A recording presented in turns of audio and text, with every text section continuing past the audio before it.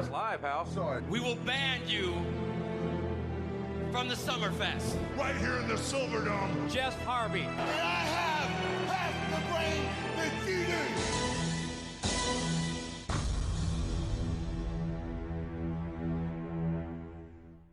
Welcome to Wrestle Hunks Weekly. I'm Brady Price, and as always, I'm joined by everyone's favourite Braun Strowman lookalike, Nathan Marlowe. Hello, how are we? Good, mate. How are you? Yeah, I stayed up late for that cricket game last night, so a bit tired, but we pushed through this. Did you? And the boys won? Yeah, the boys in the gold and green, they got the win. Good. They let the Pakistan tail wag though. Oh, that's not good for the percentage boost. It's definitely not. I'm sure everyone will know what we're talking about, so that's good. Yeah, some wrestling and things happened this week, so we've got a little bit to talk about. We'll start with the big Saudi event that happened this past Friday. That was supposed to be equivalent to WrestleMania or exceed that. I don't know if it did that, but we'll get into it. The opening match or the match on the kickoff show was the Usos defeating the Revival. Just a tag match, no titles on the line, nothing like that. What were your thoughts on the Usos picking up the win? Yeah, it was not bad. I mean, Usos pick up the win. So, I mean, I think you got this prediction right, if I'm not mistaken. I had the Revival, I'm pretty sure. Yeah, you had the Revival. So, I just thought it was just going to be a babyface fest this whole show. So, I think that this match was kind of the same. Like, well, these matches, we're just going to say the same thing. Like, it was a so-so match, and I think that's a theme for the whole card. Yeah, no, you're definitely right, and I guess this wasn't one of the worst matches, which is good. You can always expect a pretty solid match out of these two. So, it is what it is. But at the end of the day, there was no titles on the line, and it was just the Usos picking up a bit of momentum, I suppose. But yeah. The opening match of the main card was for the Universal title. Seth Rollins, apparently at WrestleManias now, he just opens the show, even in world title matches. He retained his title against Baron Corbin. Post-match, Brock Lesnar was attempting a cash-in, and then due to a slip-up from Paul Heyman, it led to Seth Rollins beating down Brock with a steel chair and hitting that curb stomp. So, what do you think of the title match and then the cash-in? Well, I thought it was a good match. I mean, I'm not gonna lie. I love my Baron Corbin. I stan him. No, it was a good match, and I don't know. Just I think I kind of felt robbed that Brock didn't try to cash in properly on the show. I don't know. Like, I don't know. It was kind of like promised almost, and then we didn't get it. Yeah, I mean. They can only do that for so long, but they keep saying that Brock's going to cash in, and then they don't. Yeah. I thought the match was good as well from these two. The crowd was actually invested in this, and they were making noise, which wasn't a theme throughout the whole show. Yeah, that's definitely right. And yeah, Corbin played his role really well. It's still it shows that Seth's like a fighting champion. He finds a way to win regardless of if he's hurt or not, and Corbin doesn't look horrible because it was a little, that interaction with the referee that sort of caused him to lose as well. So, yeah, I didn't mind it, but I'm with you. The Brock Lesnar thing probably soured it a little bit. The next match was for the Intercontinental Championship. The Demon, Finn Balor, defeated Andrade to retain the title. What were your thoughts on seeing the Demon in Saudi Arabia? Very underwhelming. Kind of ruins the mystique of the Demon because it was advertised beforehand, and then it didn't feel like this feud needed the Demon at all. I mean, it's cool, I guess, but I thought this match wasn't as good as I thought it was going to be. I don't know. I thought this was going to be one of the better matches of the show, and I didn't think it captured that. I don't know. It just seemed off. Maybe because they didn't have the crowd behind them or something. But I don't know. Yeah, this is where I could sort of feel it taking a turn. Like, this is a match that I would love to watch if I was in attendance with like a good crowd. These two can obviously go in the ring. Yeah, and it just felt... I don't know why, it just felt weird that he was the demon, like... Yeah. Didn't really care, did they? Like, it's... Nope. Um, It was just Finn Balor to them. yeah, it's a bit of a wasted opportunity there. I don't know if they really needed him to have the paint on and all that, but I'm sure they still have another match and will tear it down, so I'm not too worried about that, but it just shows what the crowd was going to be like for the rest of the show, I guess. That's true. Next up, we had the best in the world, Shane McMahon, defeating Roman Reigns with some help from Drew McIntyre. What are your thoughts on Shane getting a win over a former world champion? Fuck this company. Oh my god. How can you have... I don't care. Okay, a little bit of help from Drew McIntyre. I don't care. Shane McMahon beating Roman Reigns. What a fucking joke. Think about all the wars Roman's been in with Brock Lesnar and fucking everyone on the roster, and the Shane McMahon beats him. I can't believe that happened. Yeah, I can sort of rationalize any other booking decisions they have, but to keep shoving Shane McMahon down our throat, it's not working, and I can't believe they haven't realized it yet. It seems like they're going to continue with it, so yeah, I don't know what to make of it. I said to you, because the show started very early in the morning for us, but I stayed up and watched the pre-show and the first couple of matches, and then I was getting pretty tired, and then I saw that Roman Reigns versus Shane McMahon was coming up, so I decided, I'm not staying up for this. I'm going to sleep. So as any rational person would do. Yeah, any normal person would watch Finn Balor and Andrade, but not watch Shane McMahon. Yeah, I don't know what to say. Shane McMahon's just going to keep showing up, I suppose. Lars Sullivan defeated the Lucha House Party via disqualification. Did you see any point to having this on the show? No, but I didn't hate it. But it didn't belong on this show. I'll be honest, I actually didn't hate this match because it wasn't just a full squash. It was like it made sense. There's 3 WWE wrestlers who like aren't shit. Like so, and they put up a bit of a fight. And I liked that they got disqualified because obviously like they're like, oh fuck this, just start attacking him. Didn't belong on this show. It just should have just done it on Raw. Didn't they just have a rematch on Raw? Yeah, they had a rematch on Raw this week. Could have just had it on Raw. Yeah. I don't know. So it was okay, but it's just in the end, it's technically kind of a squash match. And I mean, they like I said at the start, they sort of said that the show was going to be equivalent to WrestleMania or better. A handicap squash match that ends in a DQ doesn't belong on WrestleMania. Oh, what? So, blasphemy. Sorry, Lars, but I mean, if you're going to be on WrestleMania, you probably need a better match than this. Yeah, I agree with you. It was honestly, if it had been just this match on Raw, I would have said they did a good job, but it didn't really belong on this show. A match that sort of surprised me a little bit was Randy Orton and Triple H. They went to war one last time with Randy Orton coming out on top. What were your thoughts on this, Nat? I actually really enjoyed this match. I feel like a lot of people enjoyed it. The crowd enjoyed it heaps. They were popping like crazy for both of them. It's very reminiscent of the John Cena Triple H match from Greatest Royal Rumble. It was a bit like house showish. I thought it was a good match. This is definitely better than their WrestleMania 24 match. Yeah, I was sort of surprised at how well it worked, and I mean we'll get to the main event shortly, but this is sort of what I would want to see if they're having these shows and they're bringing in a guy that's like Triple H that's a part-timer. Yeah. A match like this where he's working with someone that can go in the ring. Randy Orton obviously still full-time, and they did a great job, and they sort of showed that they can both still wrestle a really good match, and they don't need to do any crazy high spots or anything like that. So I was pretty happy with the match, but and of course the right guy won.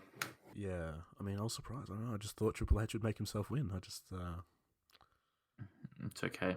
My predictions took a turn for the worse. I was really cheering for Undertaker in the main event. We'll get to the predictions afterwards.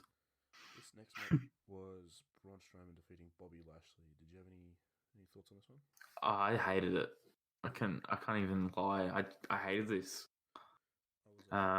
two different guys. Just I don't know, their styles it didn't work for me. This just on this show it didn't work. It felt like a Raw match. I was yeah, because I fell asleep the night before, I watched this the next day, and I was on a tight schedule to watch the start of what game was that? Game 4 of the NBA Finals. So I decided to skip this one because I just thought, let's be honest, I know what's going to happen. I know the big guy moves are going to come out, and they're going to just try and show their power. The guy who won the big green belt's going to win. Yeah, exactly. I mean, he's the Saudi Arabian champion, this guy, so he doesn't lose there. So yeah, I didn't really. I sort of skipped through this one and sort of half watched it, but nothing too enjoyable. And Braun won, surprisingly, because it's the babyface. So it is what it is. The next match, Kofi Kingston retained the WWE Championship against Dolph Ziggler with an assist from Xavier Woods. What are your thoughts on Kofi retaining? It was an okay match, and is it bad of me? I kept thinking all the way through. I saw this match in 2011. I kept thinking, I've seen this for the Intercontinental belt like 50 times. It was okay, but I feel like the way they went with Ziggler, like they like him attacking. What am I trying to say? Yeah, him attacking Kofi's like so badly, so brutally. It didn't make any sense for just this kind of match, and I don't know. It kind of made Kofi look weak. He needed Xavier Woods to win. Other than that, I don't really have any real thoughts on it. I didn't think it was overly great. Yeah, they've definitely have better matches. We've seen them. And I guess the assist from Woods sort of helps Ziggler's case to have another match, which is coming up at Stomping Grounds in a week or two, I think. So that sort of it makes sense. But this wasn't one of their best matches. And I mean, I love Kofi and I love that he's still champion, but a Dolph Ziggler feud continuing on, I don't know how I feel about that. Yeah. But next we had the 50-man battle royal that turned into a 51-man battle royal. I haven't really looked into it, but I've heard people say that there was 51. There was 51, yeah, apparently. I mean, and then they still had talent backstage, R-Truth. That's true. They did have R-Truth. Apparently EC3 was in the Battle Royal, but he got eliminated straight away. So I didn't see him, which was kind of a bummer. I mean, all that matters that our pick did not win. No, he definitely didn't, unfortunately. The winner, of course, was Mansoor. Yep, I don't know who that is either. We saw his one NXT match. Yeah, he last eliminated Elias, and I remember thinking when I saw him in the match, like, there was an NXT episode last week or the week before, and he just randomly won a squash match. So I was randomly had a match. He randomly had a match on it. That's kind of weird. And then when I saw him in the Battle Royal, I'm like, okay, that kind of makes sense. What did you think of Mansoor getting the win in his home country? I mean, I guess it's good for the country, but it doesn't do anything. Like he's not in this week's NXT, is he? I don't think so. No. Like, there's nothing coming of this. Like, I don't know. It just seems a little bit pointless, but I guess it was a good moment, though. I will be honest. Like, at the time, it's like, it's the home team guy, but it's not going to lead to anything. So what's the point? Yeah, I sort of thought of that. This match, this show, even though they said it's the equivalent of WrestleMania, we all know that it's not. We all know that it's pretty much a house show just for Saudi Arabia, but pretty much. So when he won, I didn't really have a problem with it because you could see the crowd reaction and how much they were invested. Like that was probably the loudest they were for the whole night. Whole night, yeah. Did you? I just want your thoughts on the returning Akam from AOP returning the Battle Royal. Yeah, I've already told you that really pissed me off. Like, there was 51. They didn't even have to have him in there. Like, didn't have to have a lot of guys in there. Yeah, it sort of annoyed me that these former tag team champions are just back together now, and they weren't even on Raw or SmackDown this week. So yeah, I don't know. It's so much talent on the roster that just does not get used. Yeah, it seemed like a bit. So it's a case of buying up every single talent, so they can't work anywhere else. Why not have like just a 24/7 title segment throughout the show, and have Mansoor win it for like a hot second? Because that's too logical, man. Yeah, that'd have been a cool moment. He would have won the title, and then he would have got rolled up by R-Truth or something. No, it's too logical, man. Don't speak your logic out here. So, using some logic, they booked this next main event. Fuck off. Defeating Goldberg. And I just have here the Undertaker and Goldberg almost died. So, what were your thoughts on the main event? You actually did watch it. Yeah, I said to you, I don't think I'd want to watch it, but I gave in because everyone's talking about it. I just really need to see it for myself because I don't know, just to tell the grandkids, you know. Fucking hell. Where do we start? Goldberg banging his head on the door. Yeah. What a dickhead! Fucking, and you could just see he's starry-eyed from there, like he walked into the ring. Then Undertaker's entrance took about 15 minutes. He didn't look ring shape. He looked terrible. Like, and he you can tell he lost a little bit of weight, but didn't make him in any ring shape. Goldberg looks really good. I can't shy away from that. He looked amazing. He looked the part. But this match, oh my god, where do we start? Where do we start with the actual match? No, I mean, I honestly don't know where you start. You could tell from the start that it wasn't going to be. Do we start from the knee bar? Oh my god, Matt Riddle was not a fan of the knee bar Goldberg applied. Don't think anyone was a knee bar. Oh my god, who said, hey Goldberg, you should do a knee bar in this match? It just looked like, I don't know, they were just laying like opposite each other. They're playing footsies. Yeah, it didn't look right. Shit. It's then there was the tombstone spot. That was terrible. And there was the jackhammer, and then there was a bad chokeslam. So, yikes! I genuinely feared for the Undertaker when he hit that jackhammer. I thought, like, if that's like a guy that's like in ring shape, like maybe it doesn't affect him. But like the Undertaker's like old as hell. Like him landing on the back of his neck isn't good. So I was very scared, but you could visually see how upset the Undertaker was post match, which kind of sucks. This didn't need to be on the show.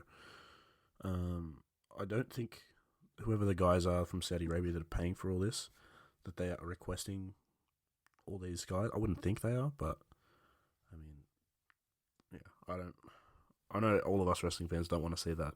We don't want to see those two guys go at it. I think Goldberg in the ring with like a younger guy could have had a decent match, but yeah, possibly. This didn't work.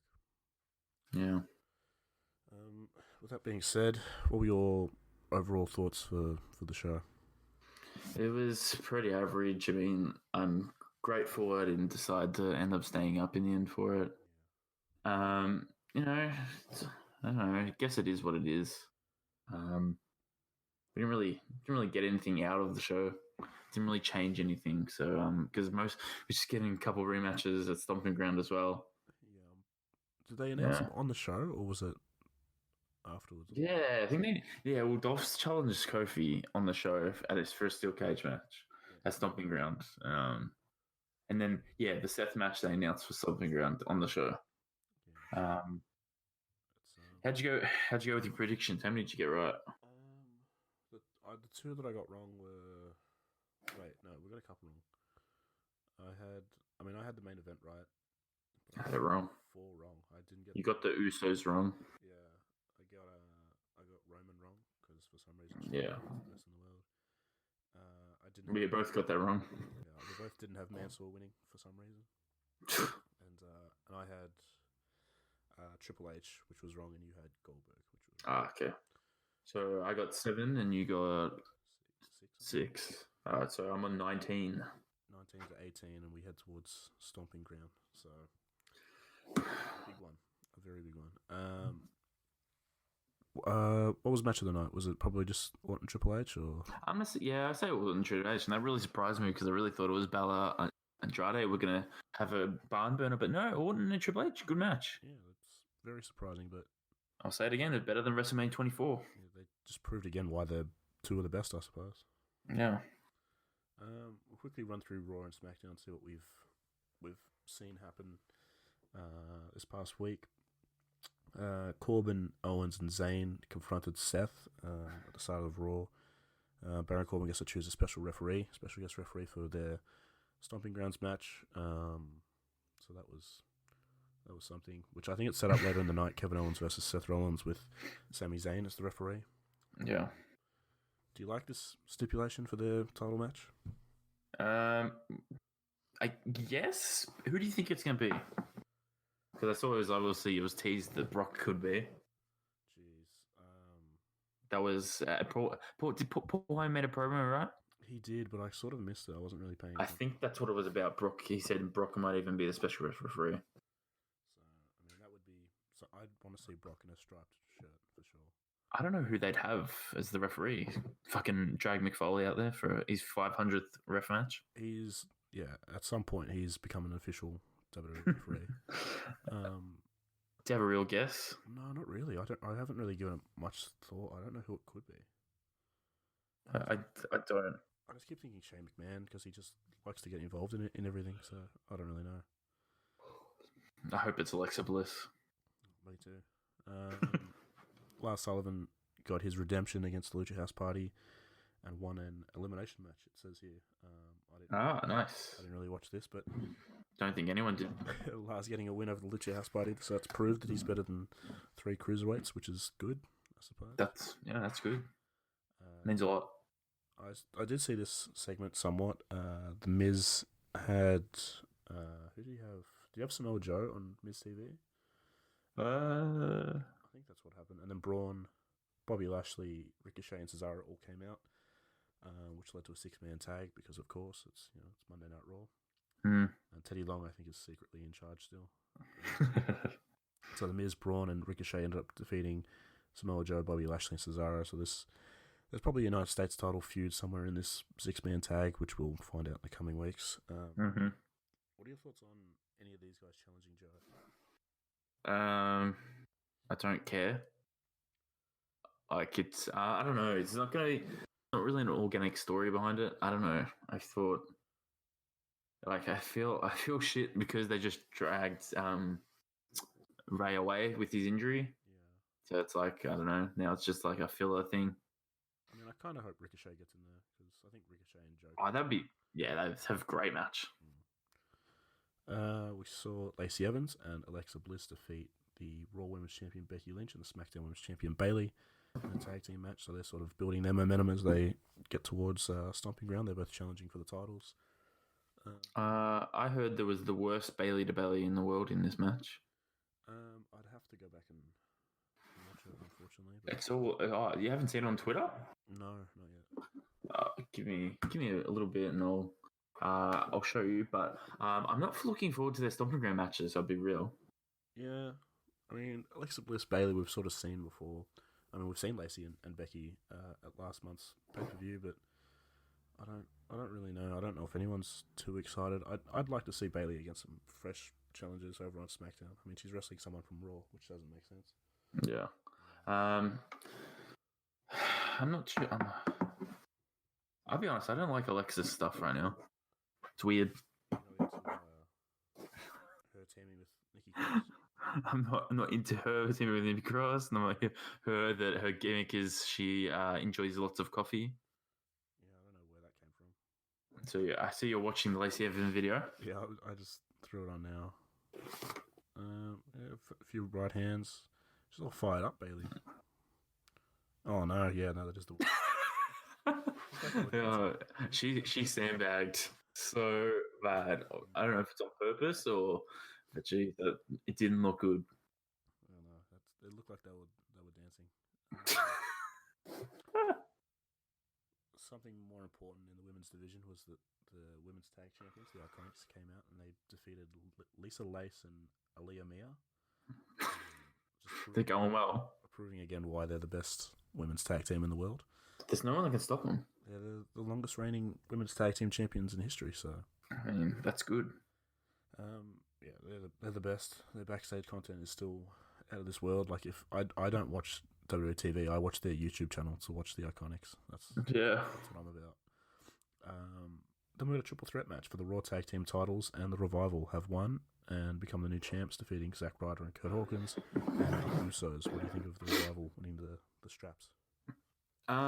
It's about damn time that the straps were off Hawkins and Ryder, because they should have lost them to the War Raiders already. Let's be real, with the way the story was going, and then they just pulled War Raiders off TV.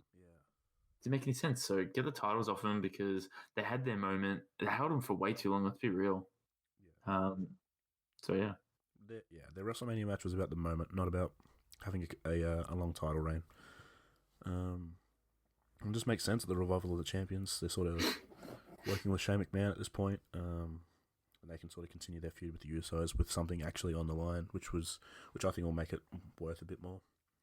What did you think of? So there's a couple segments here, like the 24/7 title elevator segments throughout Raw. If anyone hasn't seen, R-Truth got trapped in an elevator with Drake Maverick, EC3, Carmella, Heath Slater, and Titus. No, I don't know if Titus was in there. I don't think he was. I honestly can't remember. No, I think you named everyone. Did I? The elevator wasn't that big. Yeah, that's true. So there was no referee in there, so he couldn't get pinned, and so that was just friendly. There was good stuff. EC3 talking about cannibalism, and it was just a lot of good stuff. Drake Maverick and I love this because EC3 got to talk and have and show a bit of personality. Him and Drake Maverick were talking about how they're best friends and stuff like that. So what did you think of this stuff? Oh, it was amazing, and I loved. I loved the end pit. The elevator went down, and then everyone's waiting for it. And then everyone's just attacking each other, and then it looked really sloppy, but it was still hilarious. R-Truth crawling into the elevator. Looks very sloppy, but it was still hilarious. I sent you a video. Feel free to watch that out loud of Drake Maverick before SmackDown.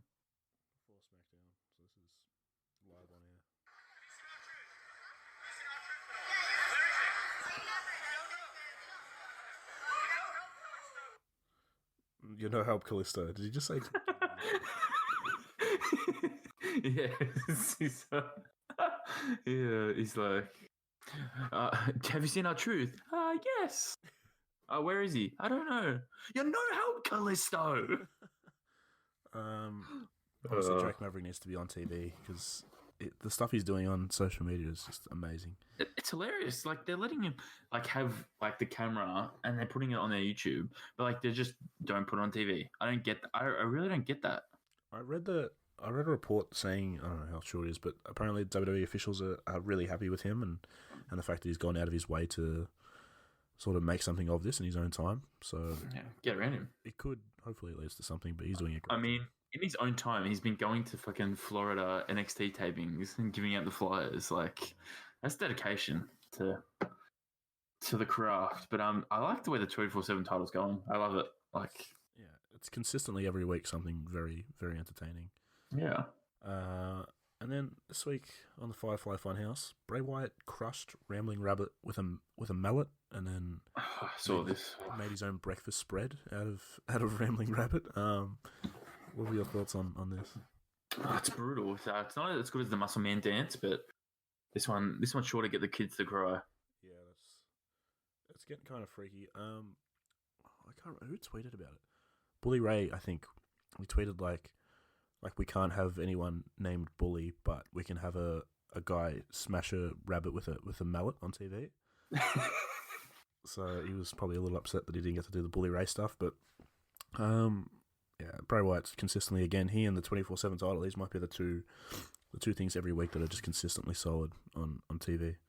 Yeah, well, I think it was 2 weeks ago, and it was on the Something to Wrestle With, and Conrad's on the Love to Know one. And he said, he asked him about Firefly Funhouse, and Bruce said, there's a lot more good stuff to come.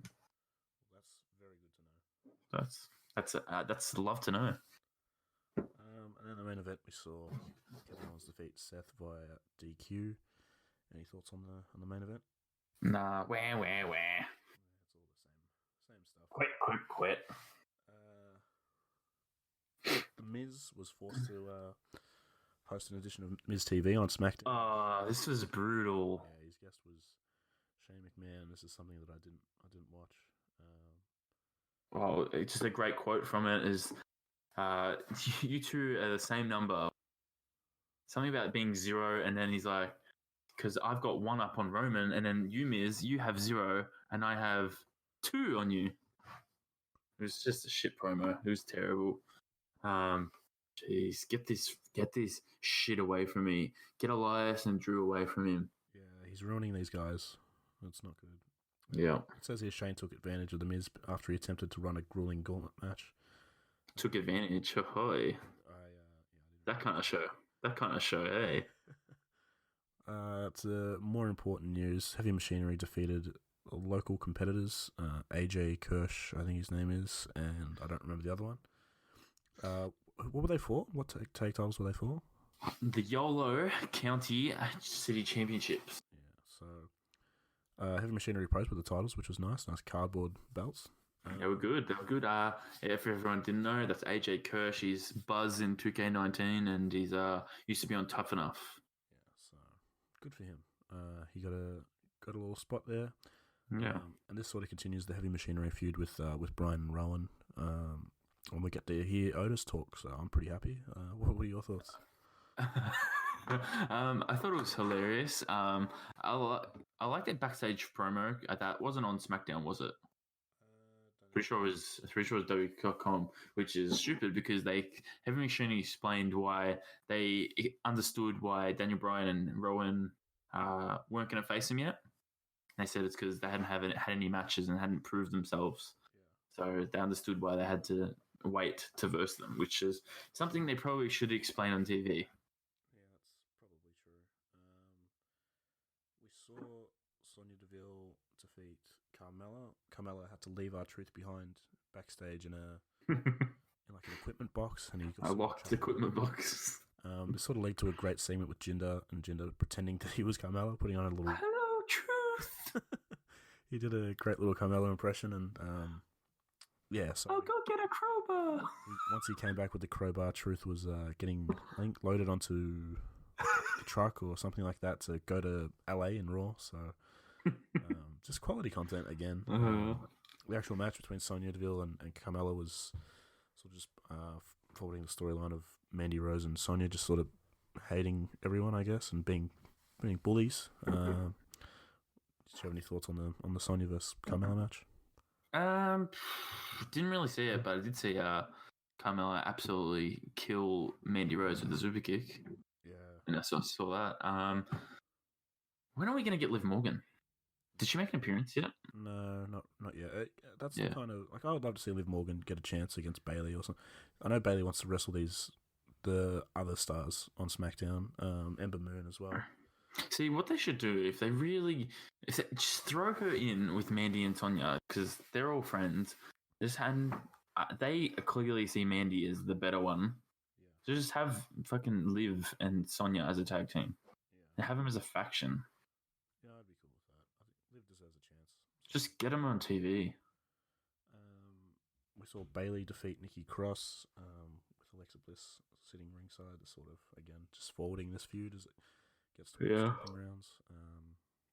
I don't know. I don't really know what to make of this Nikki Cross Alexa Bliss pairing, but it's getting Nikki Cross on TV and people are getting to see her work. So yeah, it's kind of making a new tag team, kind of. Yeah, which I'm okay with. I like Nikki Cross, so that's good stuff. And the main event, the New Day with Big E, who is back from injury. Yeah. They defeated Dolph Ziggler, Kevin Owens, and Sami Zayn in a 6-man tag.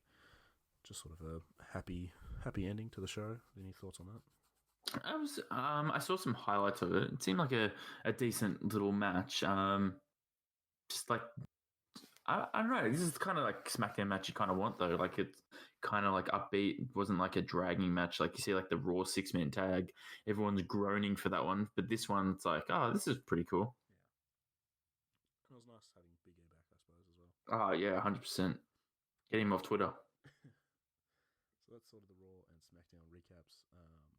I just want to quickly, we'll go through Dominion, which took place on Sunday night. But you haven't watched it, so we'll... I've watched bits and pieces, but for the most part, no, I haven't watched it. I'll just quickly run through the important stuff then. John Moxley defeated Shota Umino. I think that's how you say his name. It was a bit of a squash match. Umino is a young lion, so Moxley won pretty quickly. And then post match, he said he wants to be in the G1, which is pretty big news. Mm-hmm. The next match saw Shingo Takagi defeat Satoshi Kojima. I'll probably butcher that one as well, but Shingo. No, Kojima. Kojima, that's the one. Shingo announced after the match as well that he wanted to be in the G1, so we've got the theme of the night. Get ready for it. Yeah. We saw a tag match. Jushin Thunder Liger and Yoshihashi defeated Zack Sabre Jr. and Minoru Suzuki. We had a 6-man tag. Hiroshi Tanahashi, Juice Robinson, and Taguchi defeated the Bullet Clubs, Chase Owens, Taiji Ishimori, and Switchblade Jay White. Does anyone really care for that? No, a lot of these early matches were sort of just there. Yeah. Tomohiro Ishii defeated Taichi to win the Never Openweight Championship, which was good for him, I suppose. How many times has he held this belt? It feels like a lot. It feels like he's always either winning it or losing it. Yeah. See him. So, the Gorillas of Destiny defeated Evil and Sonata to retain the IWGP Heavyweight Tag Titles.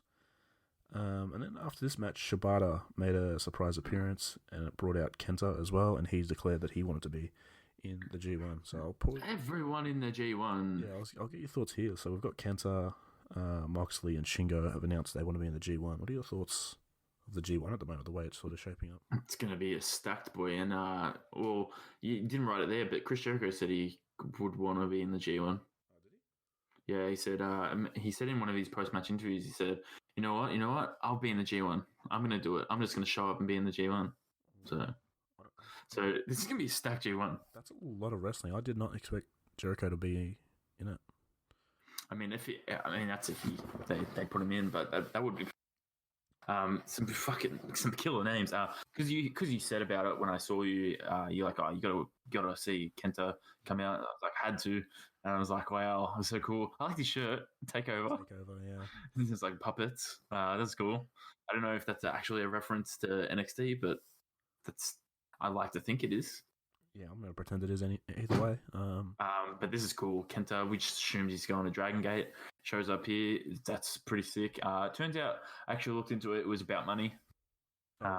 Dragon Gate did not offer him like anything worthy of going there. Anything worthy of leaving WWE for. Wasn't it? I thought, was it Noah or Dragon Gate? Oh, whichever one, Noah, whatever. I don't know. Whichever one he goes to. I didn't actually write it down, but I did see it was a money issue in New Japan. Came through with the goods. That's a big signing for New Japan to get Kenta. So. Huge. We saw Will Ospreay, who won the Best of Super Juniors last week. He defeated Dragon Lee to win the IWGP Junior Heavyweight title. In a pretty good match. I don't know if you've seen it, Nat. But, I've seen so many gifs of this. Holy shit, it's crazy. If we were doing real predictions of this, I would have lost. I said Dragon Lee would retain, but holy shit, that was a match. I have to go watch this. Yeah, I highly recommend that. Then Tetsuya Naito defeated Kota Ibushi, which slightly surprised me, but he won the Intercontinental title. There was a spot in the match. I don't know if you've seen the gif of it, but Naito goes for, I think it's like a German off the apron. And Kota Ibushi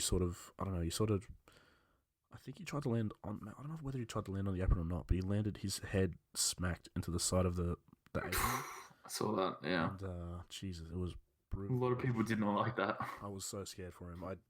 After that, I just wanted him to end the match. I was so scared for Ibushi, but Naito comes up on top and wins the Intercontinental title, which is good and might have hopefully better things in the future for Ibushi, hopefully. Yeah.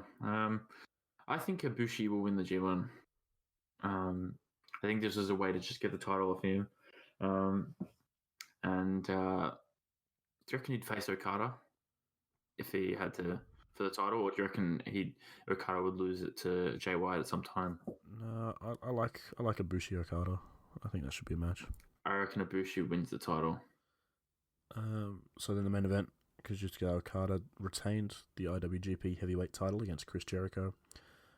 Jericho got a lot of the offense in, but Okada out-wrestled Jericho, won with a roll-up, which sort of surprised me a little bit. It came out of nowhere, and then post-match, Jericho sort of beat down Okada before Tanahashi made the save. He was on commentary. Do you have any thoughts on this? Chris Jericho quote tweeted something. It was a throwback. It was a callback to one of Okada and Kenny's matches. That's right. I did. Yeah, that's true. Yeah, That was I like see you say that. yeah. I only seen it in GIF form, but some people said it was very underwhelming for a Jericho Okada, and like his style of matches that he's been doing in Japan have got a bit stale for some people. And then people thought it was a very weird way to end the New Japan show.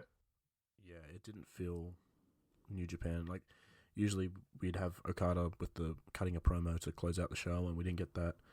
I kind of like how they did it. Jericho, it sets up a match with Tanahashi if that's the path he wants to go down. Yeah. But yeah, I didn't care for this match. I thought Naito, Ibushi, and then Ospreay and Dragon Lee were better than this, but yeah. It is what it is. So yeah, that's sort of The G1's one to look for, though. the excitement's heading towards the G1, so I'm sure everyone will look out for that. But that leads us into this week's top 5. Three ain't enough, man. I need 5. Time to keep your ass alive. Alrighty, so it's me. It's me. I've also got news. Do you want to get into that afterwards? Oh yeah, I forgot to put that down. We'll do after. But top 5, I decided to go because we've got a couple shows coming up. So I've got top 5 shows we've been to. So number 5, we just went to this one. MCW The War to Settle the Score, 2019. It's pretty cool. Different kind of show. What did you think of it? It was interesting because I didn't really know anyone on the card, but it's nice. It's kind of refreshing. You sort of just The wrestling didn't suck. Yeah, you just take it in, and they did a good job. Yeah, it was good, and the crowd was really into it. So like, we kind of knew who were like baby faces and heels. So that was good. Number 4, going with World Series Wrestling Elite Takeover 2018, and this one was the Chris Basso versus Austin Aries versus Slex title match, and that was a pretty cool match. And Austin Aries jumped out and ran into the car park. We got to see the Villain Enterprises win the tag team titles. That's true. And we got an incredible 4-way X Division title match: Brian Cage, Robbie Eagles, one of the Philippes, and someone else.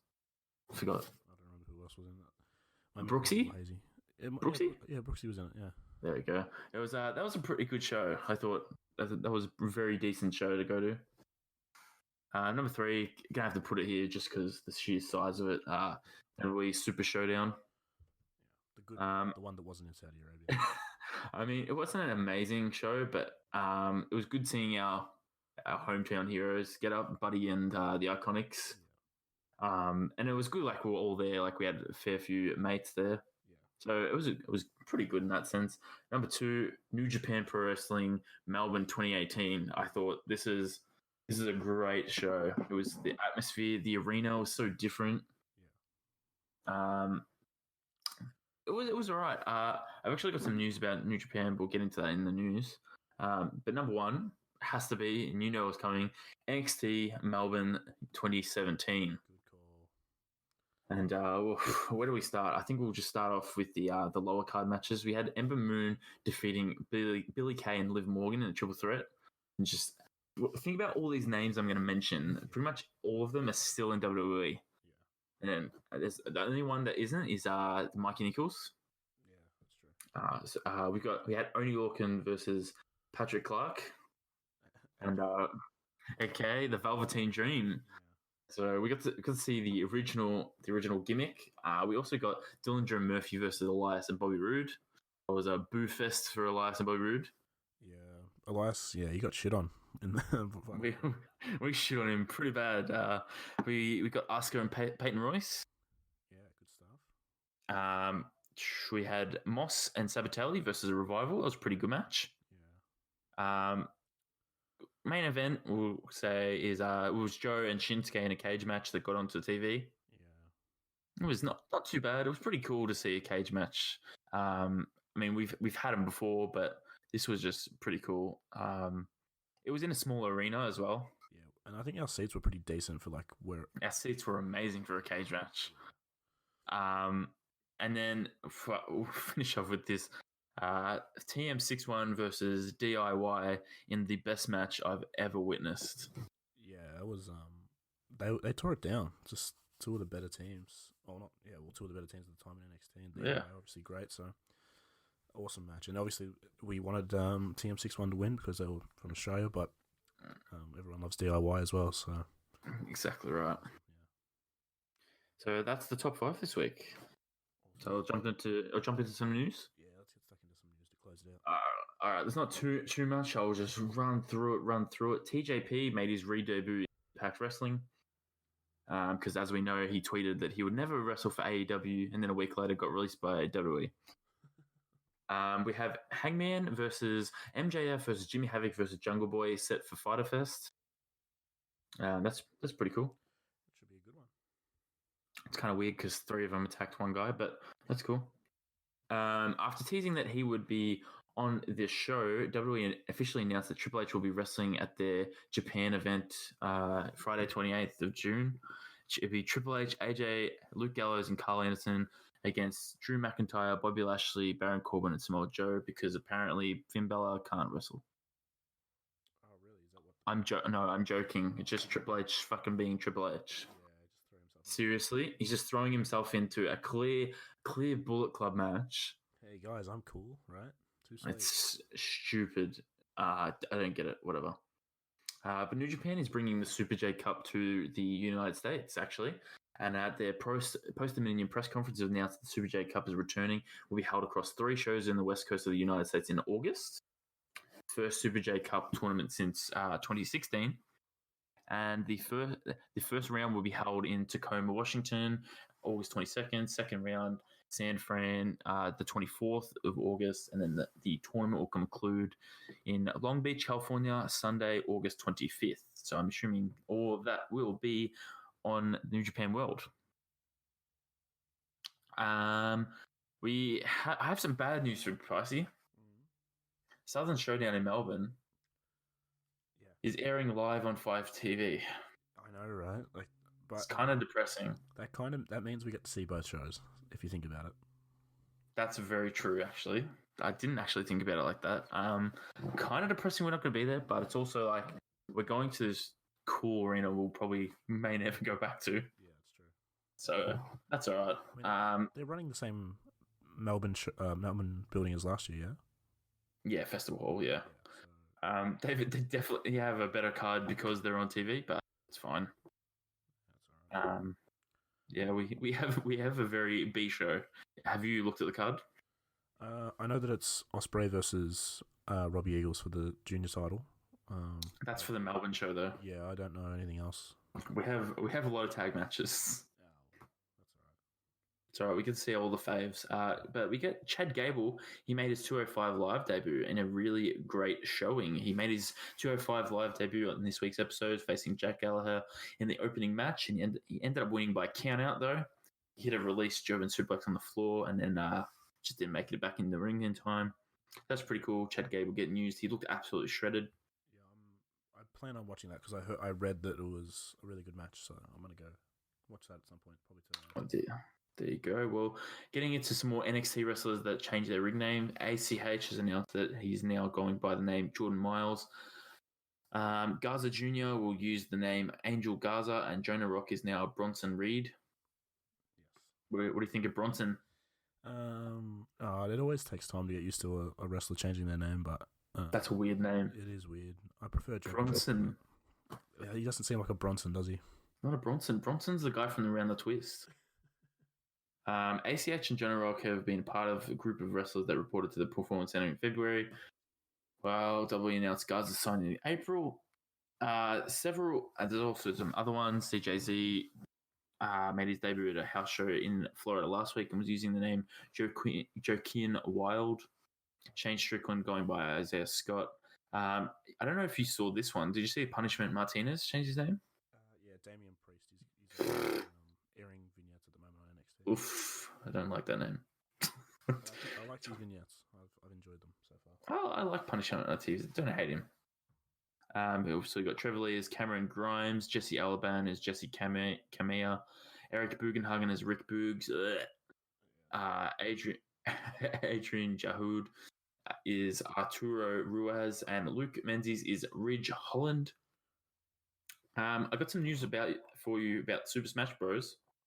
Yes, go for it. I found this in fine print on the Wrestling Observer website, so clearly no one gives a shit. It was literally like a little tiny sub-headline. Evil Uno and Stu Grayson, who were formerly known as the Super Smash Bros., will now be called the Dark Order in AEW. Yeah. They debuted at Double or Nothing, attacking Trent and Chucky and Jack Evans and Angelico. That's cool. I think they aired like a promo sort of thing on Being the Elite, I think, this week. Oh, cool. I saw it. I can't remember. Cool. Being the Elite's good.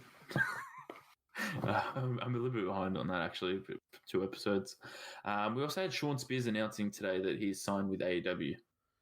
Yeah, I saw Cody tweeted yesterday. He's like, "We're going to announce a new signing," and then when it was Sean Spears today, I thought he was already with AEW. I didn't know. Yeah, a lot of people thought no, but it was just the Battle Royal. So when asked by TMZ if the Undertaker and Goldberg should retire, John Cena said on an individual's career is up to that individual, and noted that he's had the same conversation with himself. And Cena also added that he does feel good about himself. Yeah, so people took that as Cena's retiring, like when they heard that, but I mean, it's probably not the case. I don't think so. I think the end bit says Cena felt good. So, yeah. Stephanie McMahon said WWE has been promised that they'll be part of the forefront of change that's coming to Saudi Arabia. McMahon said she believes that they'll have a women's match there in the near future. So they got pretty close this year. I mean, the near future should be the next one they have, if they have one. Yeah, that's what I mean. Like, they got pretty close with this one. They brought 2 women over. Yeah. And apparently it was like literally right before the show that they said, no, we can't do this. Did you hear when they had the promos, though, for the women's matches? Stomping Ground? No. The crowd popped, like, huge. Really? They didn't boo. Like, you know how they booed? Like, they had the Carmella thing? Remember last year? Yeah. They booed that. This year, they cheered everything. So that's pretty weird, but cool. We'll just get stuck into the YouTube roundup. Up, down, Xavier Woods. Episode 24, SmackDown, Here Comes the Pain. Episode 56 of Battle of the Brands with Tyler Breeze. We have a new Being the Elite episode, 156, called Dark Order, which is obviously that tag team we just mentioned. Sheamus' Celtic Warrior Workouts, episode 81, with Alistair Black. No new Samoa Joe vlog, and I just went and looked. It's been 4 months now, so I'm never getting a new one. We have Lana and Russo's channel is now up to 2 months without a video. No Chelsea Green video. Eric Bugenhagen has 2 new workout videos. And I have some really weird news. Alex Sexton Total Vlogs, he deleted episode 2. Really? Go on his channel. It's weird. Go check that out right now.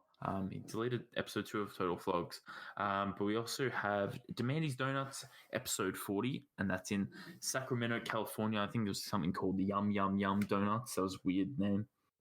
Have you got it up yet? Yeah, that's very strange that they've got rid of it.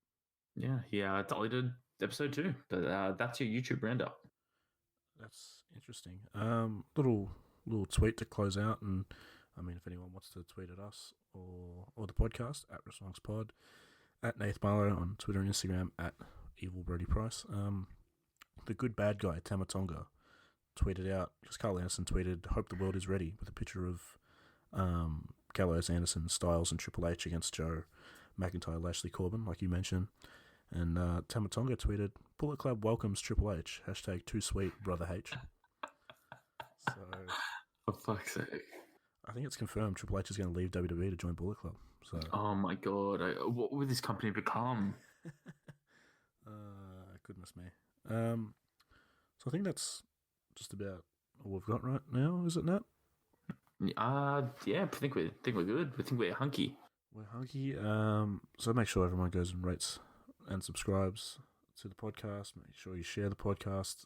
You'll find us on iTunes, Spotify, Stitcher, YouTube, all other good podcast services.